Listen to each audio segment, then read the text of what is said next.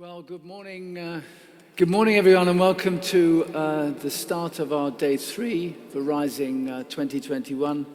It's been a very busy and intense couple of days, and I'm very pleased to say that we have another remarkable day ahead of us and some inspiring guests. Today we're looking at this first session at the future. So we've heard from the beginning from Prime Minister Kim Campbell, from Justin Welby yesterday, the sorts of challenges that we face. And of course the position of the UK in the world is a critical part of how the world is going to cope with the challenge. And remember that the key theme of this year's discussions is about leadership and whether our global leadership is fit for purpose, whether it can step up to meet the sorts of challenges that we've heard about.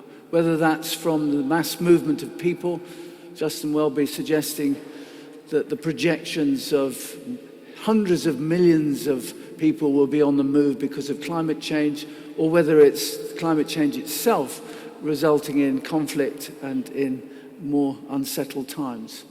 We heard a lot also from our colleagues from Geneva and from Norway about the issues of complexity and how the world is actually not a simple place anymore, and that many of the resolutions and meeting the challenges have to be dealing with this complexity, this grey area between chaos and stability.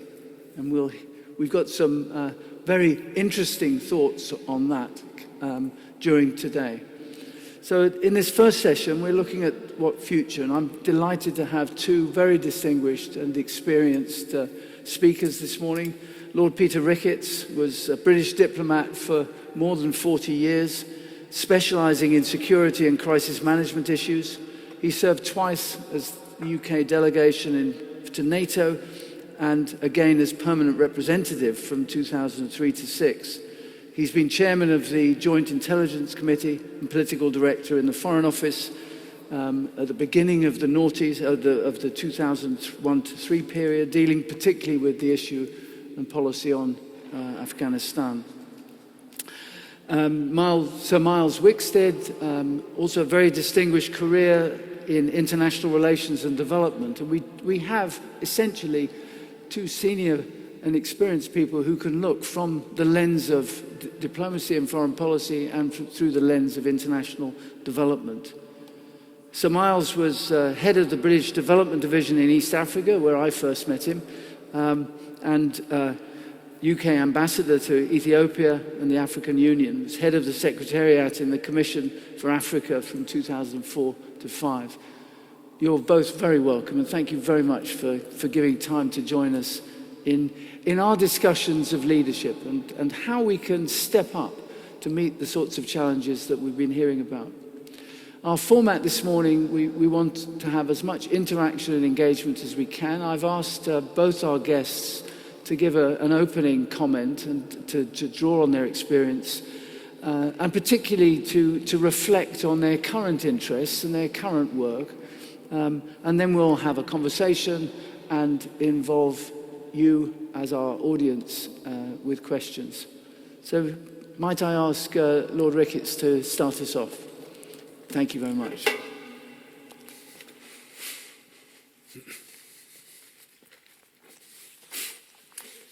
Well, thank you very much indeed, and thank you so much to Rising 21 for inviting me to Coventry to talk about leadership for peace at this moment. We're on the 12th of November. It was very moving to come here last night on the 11th of November and think about all that this place means in terms of peace and reconciliation, and to think about how Britain can go on playing its part in that, a part which has been very distinguished over the decades and which I believe can be again. I'll just say a few words to launch our discussion before handing over to my colleague Sir Myles. Britain has had a very distinguished role through the decades in helping set the framework for work on preventing conflict, encouraging peace and stability, and doing everything possible to prevent gross human rights abuses and atrocities. I've recently written a book called Hard Choices, looking at what kind of choices Britain should make to remain strong and influential in the future. And I start there with the foundational document of the post-war international order, the Atlantic Charter, agreed 80 years ago between Churchill and Roosevelt at their first wartime summit in 1941, and actually largely drafted by a British diplomat of the day, the head of the Foreign Office at that time, so my lineal predecessor, Sir Alec Cadogan.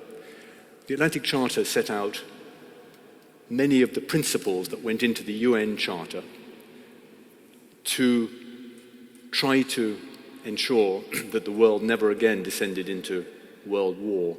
Principles like territorial integrity, like non-use of force for aggressive purposes. The British were absolutely fundamental in writing the UN Charter. We were also absolutely crucial in the foundational documents of human rights law, the Universal Declaration of Human Rights, the European Convention on Human Rights, the International Criminal Court 20 years ago, all bear British fingerprints. And I believe we can do that again. The British government's integrated review they published earlier this year sets out a whole lot of ambitions in this area, that Britain should be a force for good, that we should champion the rule of law, transparency in governance, freedom of religious belief, that we should be a soft power superpower, that we should be active in combating conflict and instability and the drivers of conflict. But we have to be realistic. It is much more difficult now for Britain to make a difference in these very intractable problems. The international order that was brought into being in that post-war period is now fracturing. America is retreating from international leadership. China and Russia don't even accept the idea that there are universal principles. We're at the end of a long period where the West tried to use military forces to impose stability and prevent humanitarian suffering. And the end of the Western occupation of Afghanistan recently draws that whole period to a close. We're now in a period where we need to rediscover the non-coercive, non-military ways of trying to build peace and reconciliation in the world. And Britain's departure from the EU means we have less weight in the world than we used to have. And we have to recognize that. One of the things that I argue for in my book is that we need to come to terms with the fact Britain is an influential, powerful, middle-sized country, but is no longer a great power.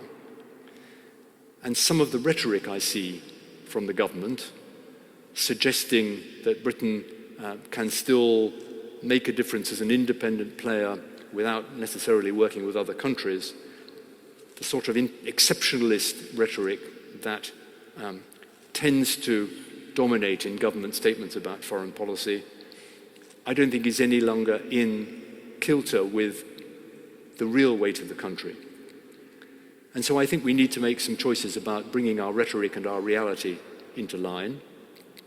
I think we've always been strongest when we work with others through the international structures and where we follow up our words with actions.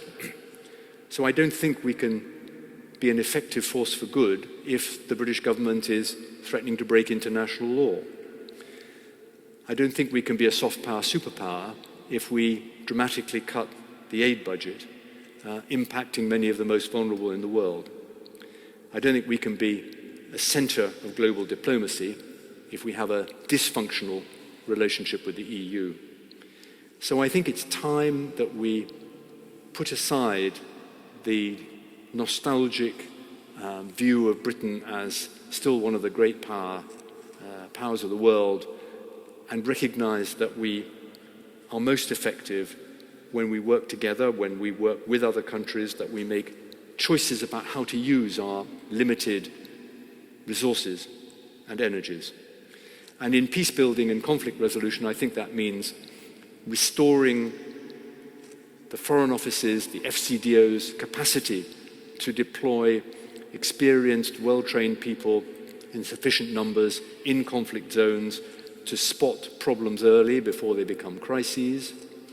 We need to restore our aid program to what it was. We need to rebuild confidence that Britain is a reliable, consistent development player in the world. And then we need to use our government structures to ensure that we can react quickly as events develop and concentrate our efforts to have effect in a number of areas, but not try a scattergun approach to be doing everything everywhere.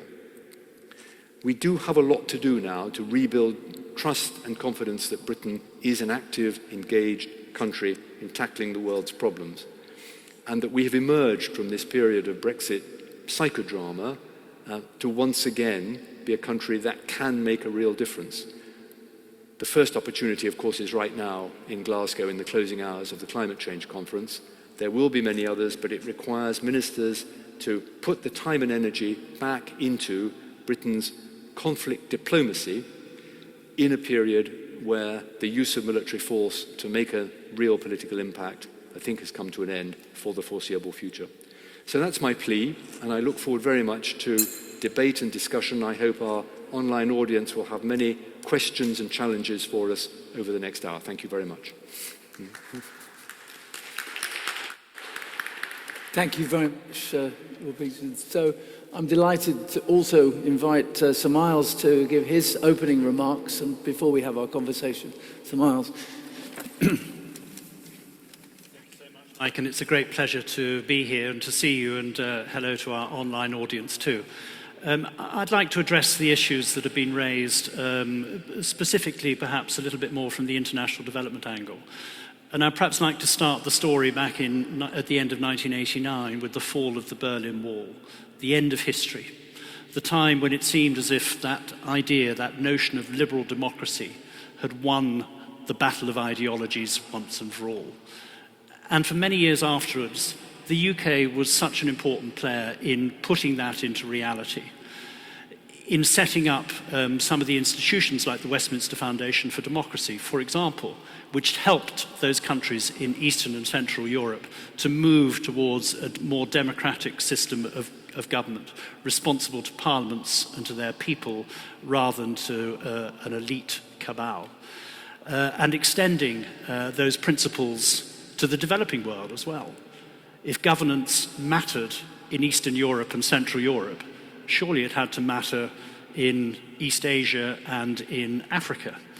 And so those programs gradually developed in the developing countries to institute better governance as a part of the relationship between the UK and the developing world. And we led the world. We led the world in that, not because of what we said, but both because of what we said and what we did. I remember being involved in the 1997 white paper on international development called Eliminating World Poverty. And that used the Millennium Development Goals, or what were then called the International Development Targets, as the model for our development effort, of saying it is wrong that people live in the world in absolute poverty, that they don't have access to basic health facilities, and that we need to focus on primary education. The key thing about that white paper was not that it said those things, which were important, but also recognized that you needed to have other things in place to make them happen. Above all, security, peace, better governance, because the key enemy of international development is conflict and a lack of security. And without that, you are not going to get you're not going to get proper development. And over subsequent years, whatever government was in power, we moved towards a system of leading on that whole series of issues around international development. We were key movers in getting agreement on the Millennium Development Goals in 2000. We were key movers in encouraging others to step up to the mark on international development and putting in the resources that were needed to get those countries in the developing world out of poverty, to support them in their efforts. And I'm very proud of the fact that we were the first of the major economic powers to reach the 0.7% target nearly a decade ago now. And we were also key movers in getting that agreement in 2015 on the Sustainable Development Goals, which took over from the Millennium Development Goals, with that notion that we could and should support the elimination of poverty in the world by 2030. But it was not just about eliminating poverty. It was about the 5 Ps. It was about prosperity, of course, eliminating absolute poverty and creating prosperity. But we also needed to take into account, and this is very topical at the moment, planet. That we had in our development efforts to ensure that we looked after the environment and looked after the earth on which we have our home. Because if we had development which didn't take account of that, we wouldn't make the progress we needed. 4th, peace. The 4th P, very importantly, peace. And as I said before, without peace and security, you cannot have development. And then the 5th P in those Sustainable Development Goals is partnerships. Partnerships between government, between civil society, and between the private sector. All of them needed in order to create that environment. I think that quarter of a century between 1989 and 2015 will be looked back on as a golden age. I already look back on it as a golden age, where the world was moving towards a better and stronger future. It was the year of the Paris Climate Accords. It was the year in which we agreed on the Sustainable Development Goals. And I'm afraid I have a little bit of a sense that over the last 5 or 6 years, things have moved backwards. That sense of liberal democracy has retreated. We see more autocratic rulers. We see more leaders of governments overriding the rule of law. And we have to get this back on track. And as Peter Ricketts has already said, I very much agree with him, we have the potential to continue to take a leadership role on that. We are still respected for our history, for our soft power assets, for our commitment. But unless we put in the resources which back up those fine words, we're not going to make the progress that we need to make. So I very much echo his view that the British government needs to put in the resources both in our diplomatic effort, in our development effort, and in our soft power effort in order to ensure that we remain as world leaders in this space. Thank you very much.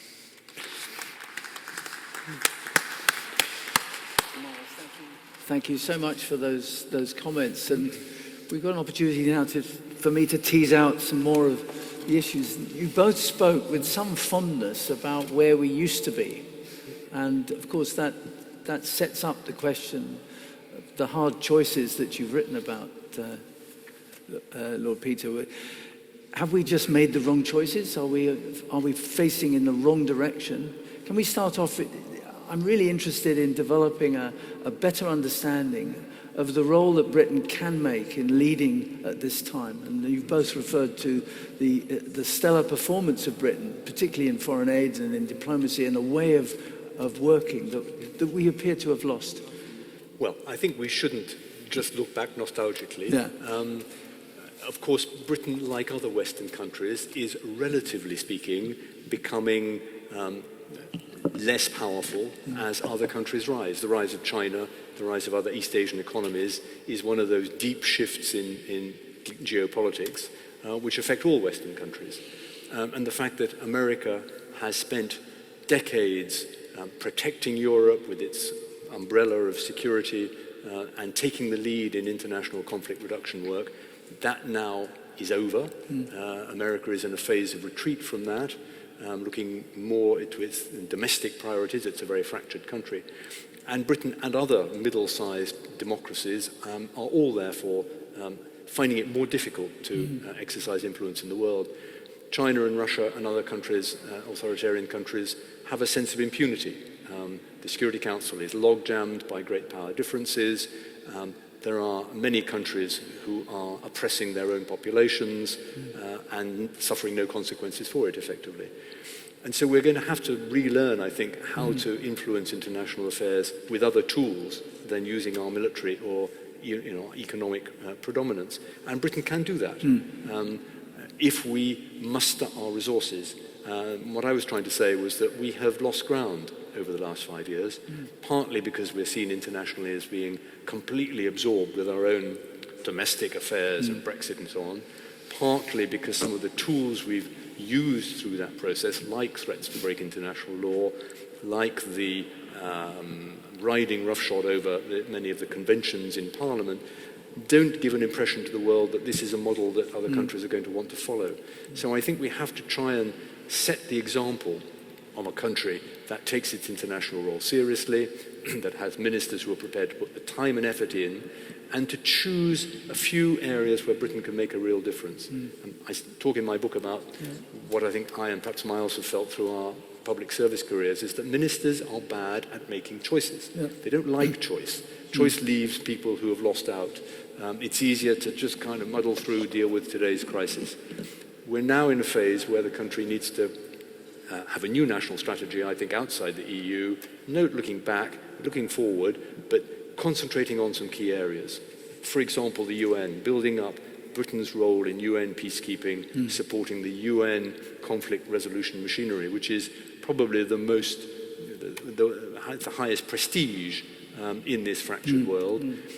Areas like that, working with other countries, with allies, not trying to do things on our own, we can still have effect, but it needs to have that collegiate approach.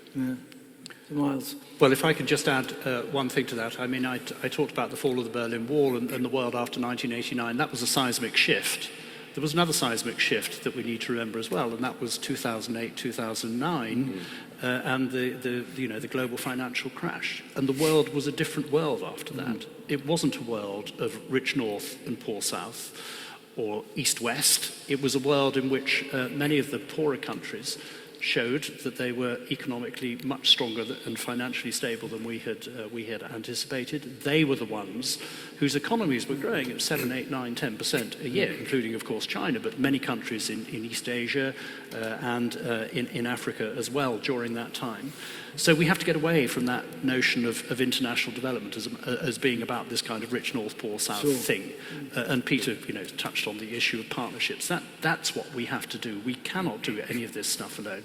We have to build partnerships, including with countries, those middle-income countries like India, like Brazil, like Indonesia, those countries which are really coming up in the world, which have themselves so much to offer to countries in Africa and elsewhere. And we need to help build those partnerships with them and create those new partnerships.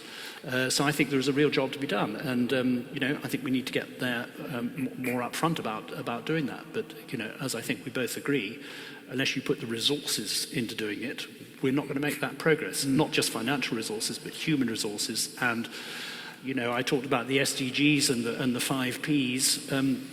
All these things demand a 6 P, which Peter and I will both recognise, and you from your public service days.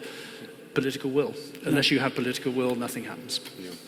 Just to rebound from what Myles is saying, you're absolutely right. I think the financial crash, and particularly the mishandling of the impact of the financial crash in the West, the austerity programs and so on, which left many people in our societies feeling that they'd missed out and that they'd carried an unfair burden, has helped this sense of disillusionment with the elites, with competence of governments. I think the Iraq trauma helped that as well. And for me, that is partly where this populist wave has come from, which also makes long-term governance in the West more difficult, because populist politics tends to pull you into the short-term instant and to the campaigning, sloganizing approach, whereas we do need some cool-headed, long-term thinking and a bit of humility to recognize that we have to learn from other countries as well. So we have some really big framing things that you're referring to, the global capitalism, and we learned a lot more about it because of the financial crash and the consequences and the way public policy addressed it, and liberal democracy, which is forcing us into very short-term visions. Have we, in the light of those frames, have we got the right institutional framework globally to cope? The United Nations, arose out of trauma. it was fit for purpose at that time. Is it still fit for purpose, or do we need to perhaps refresh our international institutions? Well, let me have a first little go at that. No, they do need to be refreshed. Yeah. But the UN, like all of these international bodies, is the creature of its owners, and it's owned by member states. So it is terribly, terribly difficult to get reform of the UN, which we all recognise as important, if the member states are entrenched in there and feel that it is in their best interests to keep things more or less as they are. I mean, that can play to our advantage. I mean, in a rational world, in 2021, the UK would not have a permanent seat on the Security Council of the UN, because you would perhaps have a European seat or whatever. But we are in there. I don't think that's going to change in the short term. We should take advantage of that, and we should use it to push for that sort of reform that we need to see. So I think it comes back to that political will. If you had all the member states, the UN, wanting to press for change and make change, it would happen. But you can't have that without the political will of the member states.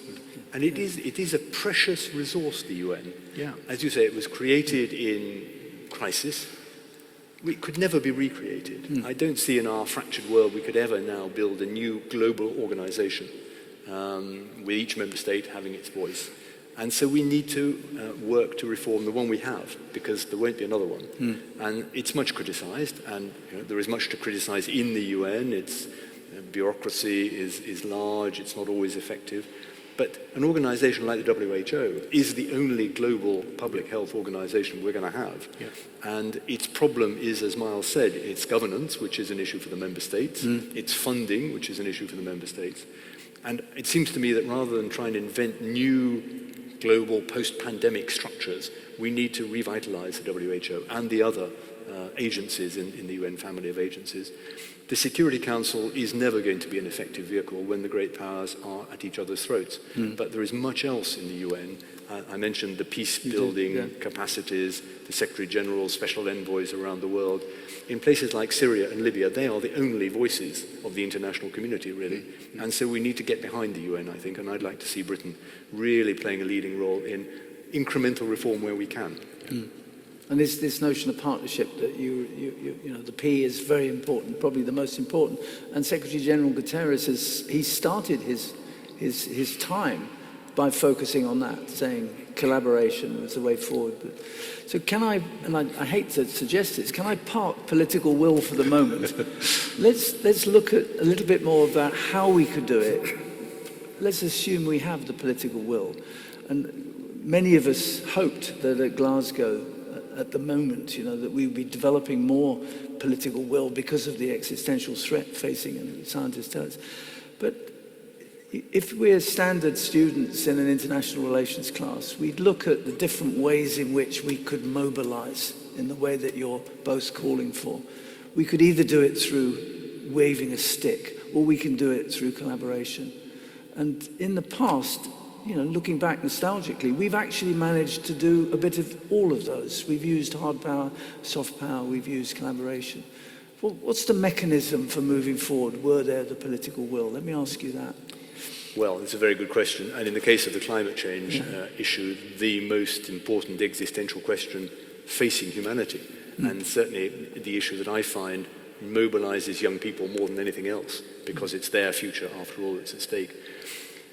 I mean, our experience in the last 30 years of using the stick has not been all that effective, frankly. I think we've learned that trying to change other cultures or impose Western countries' will on other countries through use of military force isn't working.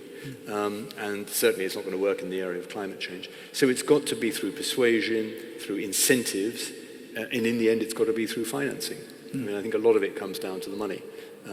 Many countries around the world want to do the right thing. They want to green their economies. They want to move away from fossil fuels, but they need money to do that. And it's only going to come from Western countries and from the capital markets. And so I think the critical thing is to mobilize that massive amount of money that you, Mike, as an economist, know better than me, is out there for sound projects, for long-term projects, and get that moving into poorer countries and the infrastructure there. And that's really the only way that we're going to begin to turn the world away from dependence on fossil fuel. It's interesting that China, in 2015 at the last big COP conference in Paris and now here, at the last moment, has come forward with some signs of flexibility, partly because Chinese public opinion is also, it exists and it is pressing the government. Other countries like India have been slow to move as well. So it's going to be a long struggle. It's got to be done by persuasion and incentives and particularly the financing. Well, I agree with that. And I think actually we have to lead by example. We have to be the country that people say, we would like to be like that. You know, we want a sort of vibrant democracy. We want a parliament that works. We want people to be accountable for the resources that they pay. And I think that our soft power assets are underutilised. I mean, we have these wonderful organisations like the British Council, like the BBC, like our universities. You know, I think over half the world's leaders have been educated at British universities, and that is extraordinary. I mean, they will pick up so much from their 3 or 4 years here, and, you know, if that's positive, that will work in our favour. If it's negative, that will work against us. And we really need to make sure that we preserve those soft power assets and that we put the resources in, because it does come back, as Peter says, to resourcing at the end of the day. We need to put the resources in to make sure that they remain vibrant, but that they reflect a democratic, positive society. That is the key to this. Yeah. And it's really interesting. You've both referred to a sector of the world economy that's rarely in this conversation, and that's the private sector. Can I just pick up on that? Because I agree with you. I mean, it's not just because, you know, I was brought up as an economist from a very early age, but I've often wondered how it is that we can create a mechanism that can mobilise the investment funds, the capital that's there, the savings that are in economies. We don't do it very well at the moment. No, and of course this is outside the government's scope. And many of the instruments that Myles is pointing to are not under the government's control. Yeah. The universities, our wonderful cultural sector, our sport, the BBC, many of the things which people do turn to and think of when they think of Britain abroad are non-governmental. And the private sector, yes, but the private sector reacts to market signals. And in the end, that comes down to consumers as well. And I think the move towards greening industry and transport and other sectors of the economy is coming largely through public pressure from activists, from consumers, from the people who are buying the goods. They want firms to be moving in the direction of net zero carbon. And that is powerful. I mean, I can see that even within my own business interests. Firms are reacting to that. So they won't react to government pressure, but they'll react to market pressure and peer group pressure, I think. And COP can be very useful in focusing attention on the greening, the real greening movement going on in industry. And is it real or not? And searching out, you know, what is token and gesture and what is real. So I don't think it can be done by government, but I think it can be done by society as a whole, looking to the private sector to make the same effort that is being made elsewhere in society. I completely agree with that. And you know, shareholders of companies, if the shareholders say, we're only going to keep our money in this company if you do X, Y, Z, and that we're seeing more and more at board meetings these days with shareholders really putting pressure on companies. And, you know, I'm actually rather impressed with the way that the private sector has moved over the last few years on these issues. You've had a few charismatic leaders of the private sector who say this is the way that we need to move. We need to lead by example.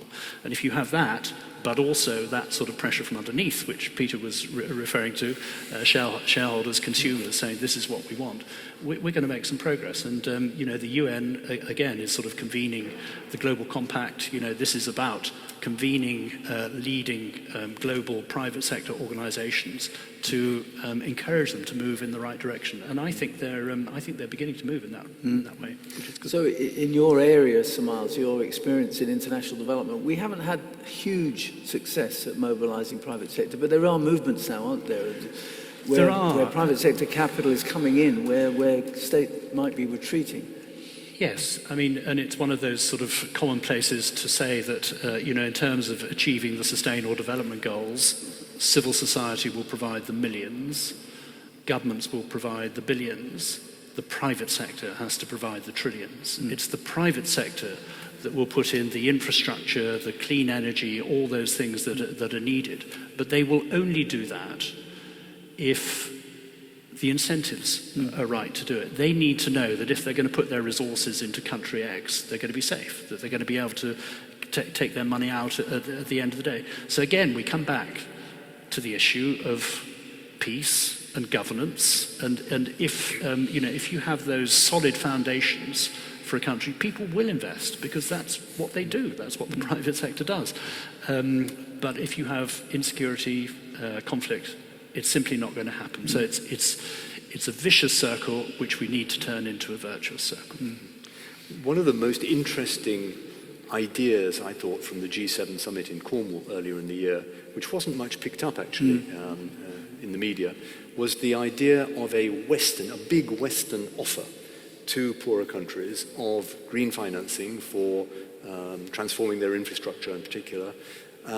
If you like, a competitor to China's Belt and Road strategy, which comes without political strings and is genuinely focused on projects that will work and that will pay dividends for the country concerned. I think the Americans call it the Build Back Better, yes. program. It's not yet there, but if that could be designed, it could be both really powerful in terms of climate change, but also put out there an alternative for countries. At the moment, if they go to China, China will build them projects, often not the right projects for their country. It will often leave them saddled with debt, and the Chinese pay no attention at all to the governance of the country or promoting peace and reconciliation behind them. And a lot of countries are now very disillusioned with the Belt and Road strategy. So there is an opening for the democratic countries, the capitalist countries, to mobilize funds in our interests and in the interests of the countries concerned. It needs more work, but it is there as an idea. It seems to me one of those ideas that ought to develop and become something quite big. So let me focus on Britain. Let's pull us back to the title of our theme. What next for Britain? In the past, we've been quite successful at bridging between the big power of the United States and Europe. And we've walked away from that. Can we retrieve that position? How do you see our position as an enabler in the world, given our history?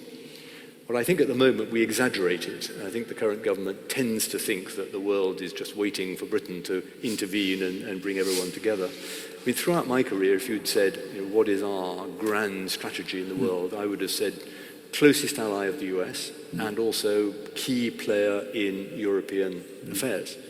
I mean, for 1,000 years or more, what happens in Europe has obviously impacted on this country. And both of those are now wobbly pillars, if you like. I mean, America is changing. America's number one focus now is China and the Indo-Pacific. And we have left the European Union. The government say we have not left Europe, and of course geographically that's true, but we are finding that it is impossible to have a good relationship with individual European countries if we've got a scratchy relationship with the EU. And so, I mean, this has to start by recognizing, being realistic about where Britain is in the world, and I think working to rebuild a productive, effective relationship with our European neighbours. We can't be effective in the world if we are rowing constantly. See the G7 summit, where instead of talking about the big global issues of the moment, Boris Johnson spent most of the time arguing about sausages with Emmanuel Macron from Northern Ireland. So we've got to somehow work back to a more productive relationship with the EU. I don't say rejoin the EU, but get over this current constant rows.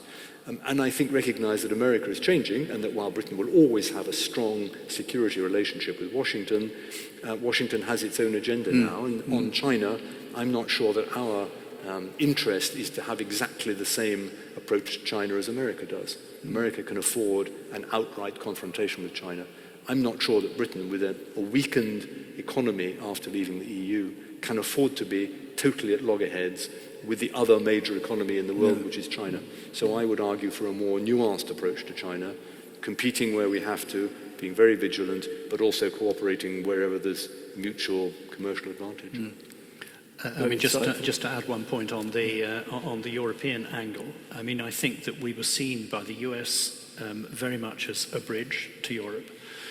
And if you have a bridge where you have a sort of pillar which is fixed to the US, but you've weakened the pillar on the Europe side, the bridge becomes weaker. You know, we simply can't. And it's not confined to the US, by the way. I've talked to many sort of African leaders and others who are dismayed by the fact that they no longer have that voice through us influencing the European Union on its policies, which was very powerful. I mean, you know, they're dismayed by that. And as Peter said, you know, we've got to avoid nostalgia and sort of, you know, just think about positive ways in which we can build back that relationship and get through this very tricky, difficult period at the moment, which is distracting energy from everybody, and get through that and think of ways of rebuilding those relationships. And you've also both referred to what often is called the next generation, our young people. And I like to think of them as this generation because they're actually here now and they're important. How can we mobilize young people? How can we get them more active, more participative in the political process? Because it's very clear that they're less participative than we'd like them to be. Well, I think they're probably rather dismayed at the state of politics. You know, perhaps we should have had a couple of them up here with us today. You know, but actually, I find that I find young people are engaged in this. I mean, you know, with a couple of children, you know, just finished university, and that actually they really do want to make this difference, and they're willing to engage. They're just not quite sure how to do it, and they don't particularly want to get involved in politics. Even though we probably recognise that, you know, politics at the end of the day is the only way in which you can get change to happen. You have to get involved in that. But they do care about the climate. They do care about environment, not just because it's in their self-interest to do so, but they care about what's happening to people elsewhere in the world, and they want to do something to make that better. So, you know, maybe we need to think more creatively about ways in which we can create. I mean, all of us, you know, have some sort of role in universities as sort of visiting professors or professors in your case. You know, I think engaging with students, encouraging them to think hard about how they can do. But I find no lack of enthusiasm and energy there, and it's just about how we best harness that. I mean, you're right that the current state of politics, I think, puts off an awful lot of young people. You know, they don't like the name calling and the denigration and the hyper-partisan style and the sloganeering and so on. So I think a calmer, a less divisive and partisan politics would help a lot. And actually, I hope and think that when the generation who are now in their 20s and 30s graduate to the top jobs in politics, in industry, in the press, in the universities, there will be less of this sort of ideological fighting going on. I particularly think that's true in Europe. I mean, the young people I talk to do not have the same sort of ideological approach to Europe as the current generation of politicians have. They haven't fought those battles. They don't carry that baggage. They are the Erasmus generation. They're the generation who, you know, moved around on Eurorail and EasyJet and, you know, appreciated being able to study here and work there and, you know, set up a family here. And I believe that when that generation is in power, then things will ease with Europe. Because I really don't think that this is a stable, normal state of affairs. And more widely, I do find, the young people want to be involved. They are interested in values, they're interested in the environment, but they don't feel that that's being recognised in the politics of the moment. And since we are, I think, in the process, slightly chaotic process of working out a new national story after the story of Britain in the EU and trying to work through the EU, young people desperately need to be involved with that because it's going to affect their lives a lot more than our current generation. So all the various relays of opinion, conferences, universities, activity groups, special interest groups, charities, NGOs, all need to be feeding into government and offering young people the platform to make their views known. I'm absolutely sure that's crucial. So don't let's worry too much. The Rising Forum is populated by young people. This particular session is about holding us to account, and your experience is so powerful. we had the most remarkable contribution from Gwendolyn Myers from Liberia, who came in online to tell us that she wasn't going to wait to be invited to the table. She was just going to storm in and take her place. And so we are more representative than this particular panel, so don't get too anxious about that. I'm very glad to hear that, Mike. Yeah, absolutely. It's essential. Yeah. But this notion of being held to account is important, I think. And we have, you two of you have a huge experience, an enormous contribution that you've made to a particular era. And if we can't draw on that, we're missing a trick or two. We need to draw on that very powerfully. I want to finish this conversation before we open it to others with a question we posed yesterday. Really to ask you genuinely, are you optimistic or pessimistic? The sorts of conversation we have, what's your thoughts about that? Where you sit on that spectrum? Yeah. Who wants to go first? You go first. Okay, I will say I am fairly pessimistic in the short term, but optimistic in the longer term. Right. For the reason I gave. Sure. I mean, I think we need a generational change now, frankly. I think we have an awful lot of politicians who've been around an awful long time, carry an awful lot of baggage from that, and are very dug into their trenches, and we need to move beyond that. So I would think in 10 or 15 years, we will have worked back to a more stable, cooperative relationship with our nearest neighbours, which is essential if Britain is to go back to the sort of role we're describing of being influential in peace and reconciliation in the world. Peace and reconciliation in our own country would help for that. We also need to solve the problem now of Scotland and the future of Scotland, and potentially the problem of Ireland as well, the position of Ireland in the UK or out of the UK. Those are major, major issues. But getting beyond that, Britain can once again set a bit of an example. I'm not sure we're setting a good example right now, but 15 years from now, I'm pretty confident that things will have reached a new equilibrium which will be more stable and less angry than the current one. Myles? I don't think I've got anything to add to that, actually. I'm afraid this is a rather sort of consensual panel, isn't it? That we do seem to have a lot of agreement between us about what's right. But I agree. I think in the short term, I'm not hugely optimistic about what's going on, but I think in the medium term, we have to get back to that. It's about our future and the future of our country and what we stand for and what we represent. Thank you both. Let's open up. Perhaps I can first ask the chairman what he thinks about that. Well, how would you rate that? You see an awful lot of young people all the time. So I have to say we are consensual, but I'm very, very pessimistic about the next period. I'm so hopeful that you're right, that in 15 years' time, I have a grandson. He's a hugely important part of my life. He's 10 years old. And whenever I'm with him, that's what I think about. Yeah. What's it going to be like when he's 25, when he's a father? And it's pretty desperate for me at the moment, I think. Yeah. And I think having dialogue, sharing our thoughts about this, however dark, is really important. So we asked Archbishop Welby yesterday the same question, and his response was interesting. He was neither optimistic nor pessimistic. He said, but he's hopeful. Okay. He has hope, which I thought well, was that's good to hear. Let's go to our audience, and thank you for your patience. Yes, please. Who'd like to ask the first question? Yes, Rabbi. We have Rabbi at the front. Thank you very much for this very rich conversation, which I wouldn't like it to end, really. Perhaps you could introduce yourself first before. Yeah. My name is Rabbi Al-Hafiz. I represent Mosul Foundation. Mosul is a city in Iraq which has been destroyed, and it shares the experience of Coventry, Dresden, and that's why we are working with jointly with Rising. I recall in the mid-90s, I think 1996, a conference was called upon in London. I can't remember who by, but I read this in the Independent newspaper. A conference about, and I quote, about why the diplomatic missions of the UK used to be shrines in the world for those who want to learn diplomacy. And all of a sudden, it went into decline.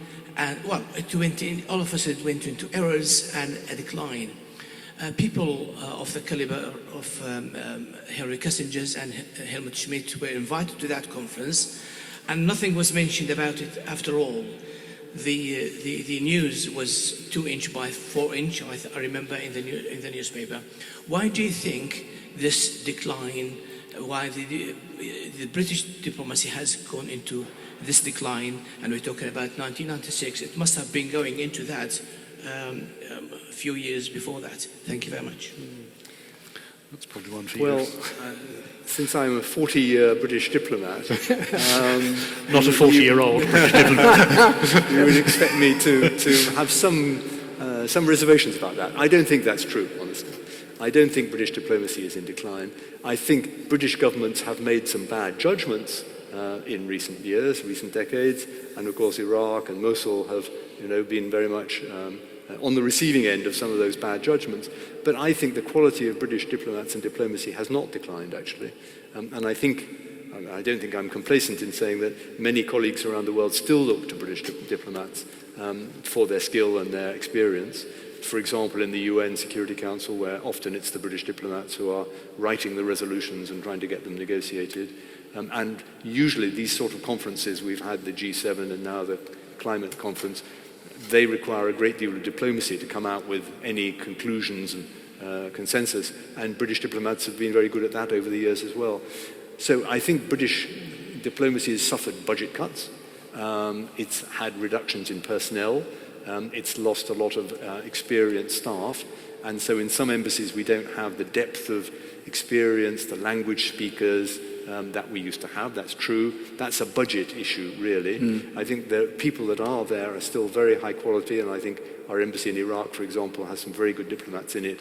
So I don't really accept what that article said, although I do think we can do more to re-establish, restore the size of British diplomacy and the funds needed to have the staff in embassies who can stay a long time, become real subject experts, and therefore help with conflict prevention, because if you can see a problem coming and help to tackle it before it becomes a crisis, that's a huge benefit to people. Now, I may be biased, but that would be my reaction to your question. And as former ambassador? Well, I think it does come down to a question of resources. It is extraordinary, those of us who've sat in international meetings and been diplomats in country. Other people gravitate towards us. They ask us our views on things, they're interested in what we say. We have a huge advantage in speaking English as our natural tongue. And I can remember French delegations coming up and saying, we want to express this, but we're not quite sure how to do it. What a wonderful position to be in, to be able to influence people in that way. But to be honest, the Foreign Office, my colleagues, my civil society colleagues, NGOs, all grumble about the aid budget being cut. Of course they do. And they say the Foreign Office is trying to make inroads into the aid budget and use the aid budget for these purposes. Well, that may be true, but of course it's true because the Foreign Office's own budget has been salami sliced over the past 10 or 15 years. And if you don't have the resources, of course you're going to want to get your hands on resources from elsewhere. We need to put proper resources into diplomacy, into defense, into development, and into soft power. And actually, I collaborated on a paper about 3 years ago talking about a 3% envelope.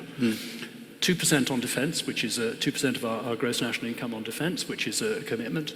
0.7% on international development, which should be, still is a commitment. And 0.3% of our GNI, 0.3%, which would allow us to massively increase our diplomatic effort and what we can do through our soft power, British Council, BBC, university partnerships, etc., etc. So I'd really like to see us going back to that. Yeah. Very good. Really interesting. Thank you. Thank you, Rabbi, for your question. Joel. Thank you very much. Joel Busher, Coventry University.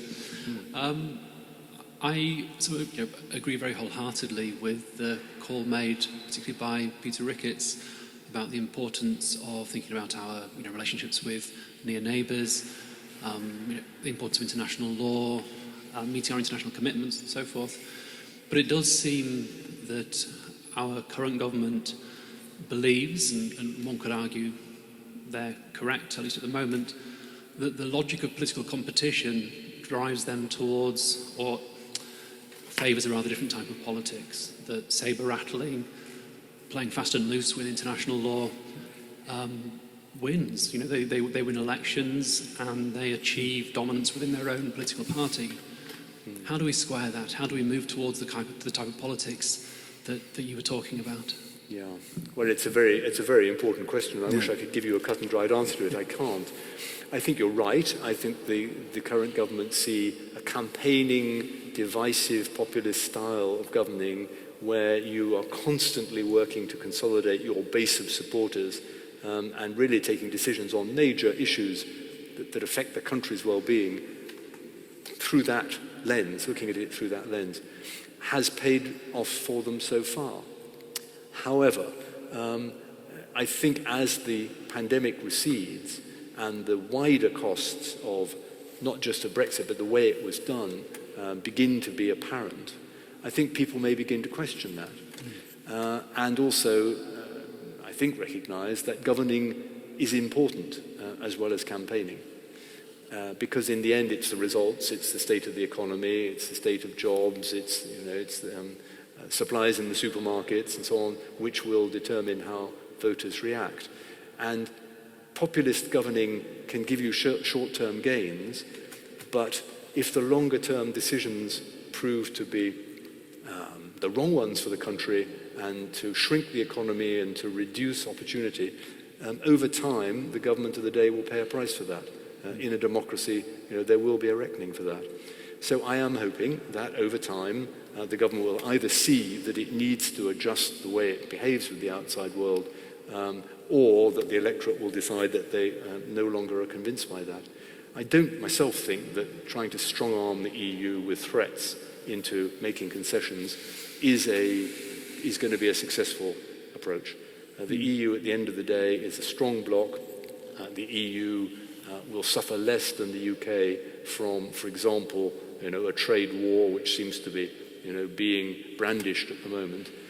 And Britain would do much better to be working back to cooperation with the EU. So I put my faith in democracy in the end for being the instrument that pulls us back to the longer-term national interest of the country, even if we've got some deriving away from it at the moment. Sorry, that's a long answer, but that's roughly what I think. Very interesting, yeah. Myles?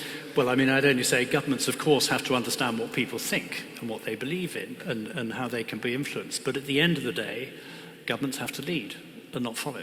And I think we saw that very much in 1979 when Mrs. Thatcher came into government. She had very clear ideas about what you wanted to do and what that leadership required. And you saw the same again in 1997 when Blair came into power, both following periods of relatively weak government from the other parties. And you need that sort of vision that people can get around rather than just sort of being reactive.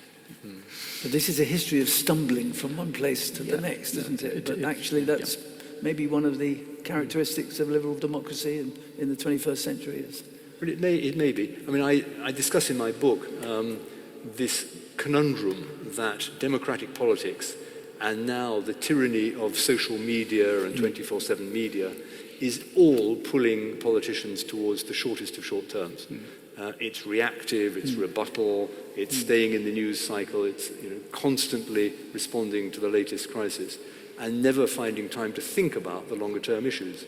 And that's not just the UK, I think that's true across democratic countries. And if you're in an authoritarian country, you can afford to set out long-term plans and great strategies and so on. You won't be contested and challenged by public opinion. Okay, but that only works if the plans are good. And if the plans turn out to be rubbishy plans, you can crash the country. So the muddling through, which is a bit the way Western democracies work these days, isn't all bad, but having a few longer-term convictions and trying to work towards them seems to me important as well. Yeah. That's very insightful. We have another question at the back, I think. Yeah, thank you very much, and good morning. And it's been a great presentation so far. My name's Laura Cleary, and I'm the director of Oakwood International Security. I should probably also declare that for close to 20 years, I delivered an element of the UK's defence engagement through the Defence Academy. And the irony of having an American deliver British defence engagement is not lost on me. I've got three questions for the panel, if I may, and they are interrelated. So the first question is, could you define what you think HMG understands by the use of the word partnership? Because when we look at successive national security strategies, an emphasis is placed on partnership. But what does that mean in practice? I've got a particular interpretation of what that should mean, and I'm curious as to how you would define it. Mm-hmm. The second question is, what do you see as being the link between Britain's hard power activities and its ability subsequently to exercise soft power? And then the third question comes to funding. And I fully agree with the proposal that we should have a 3% envelope. My question is, when will the government put its money where its mouth is? Because when we emphasize the importance of soft power, but undermine the funding for education, for the British Council, and the BBC, we're coming across as just slightly hypocritical. So I'm curious as to what your responses to those questions are. So three great questions, Laura. Thank you. Absolutely. Should we take them in order? Partnership, well, I'm not sure that the British government has a sort of definition of what it means. I think what they try to say is that this is a longer-term collaborative relationship with the country. So it's not just a transactional doing deals one by one, but a commitment to try to share interests and objectives over a longer term. So we have a partnership with the US. We used to have a partnership with France, actually, while I was ambassador, including in defense affairs, which seems to rather run into the sand, as opposed to more transactional relationships with other countries. I think that's what they mean. Can I just also offer an answer on hard and soft power, and then yes, perhaps leave Myles to deal with all of them, but perhaps funding as well. I mean, of course, hard and soft power are both parts of the same spectrum. They're both parts of the government's instruments for dealing with abroad. And as we were saying, soft power, a lot of it actually exists outside the government's remit and isn't susceptible to government organization and coordination. I think I would say at the moment that the hard and soft power decisions were taken rather out of kilter with each other. The decision to increase the defense budget by $4 billion a year over the next 5 years was taken separately from the decision to cut the aid budget by about the same amount. I don't think they are coherent. And indeed, military officers will often be the first to say, we can't have useful effect in a country without development and diplomacy to support us and to produce the political settlement, which is the only way that the military can leave a crisis zone with honor. So they need to relate together. I do think, as I said, we're at the end of a hard power period where we tried several times massive long-term military commitments in countries, Balkans, Iraq, Afghanistan, to try to make things better, and we by and large failed, although the Balkans not a bad story.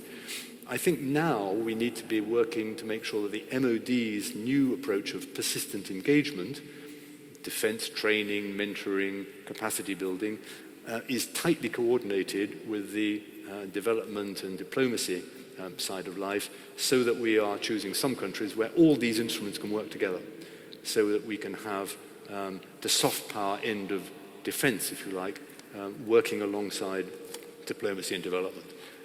And the hardest of hard power is increasingly becoming an issue of deterrence, I think, against great power threats, which is in a slightly different category. Thank you so much.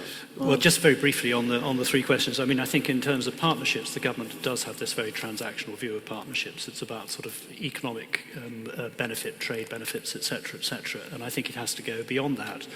And again, it comes back to the question of proper support for diplomacy, because that's how you build those partnerships.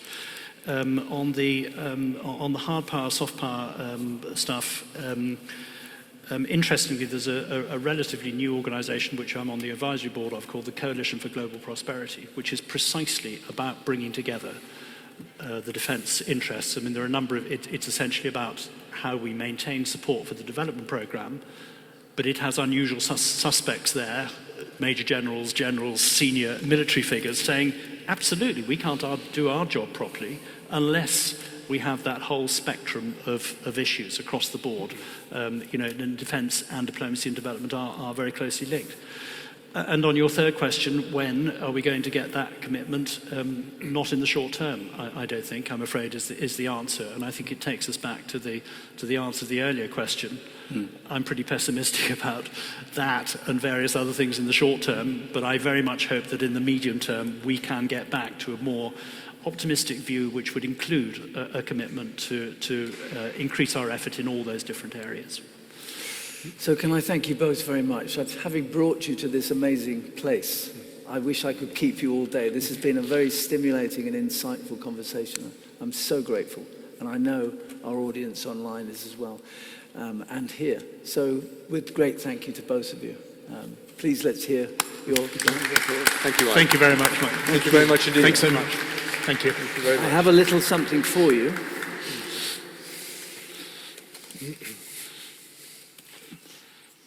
Something for you to take back. Oh, that's extremely kind of you. Thank you. Well, thank you, everyone, for coming and yes, being thank you with so us. much, and all of Much you online too. appreciated. Yeah, thank you.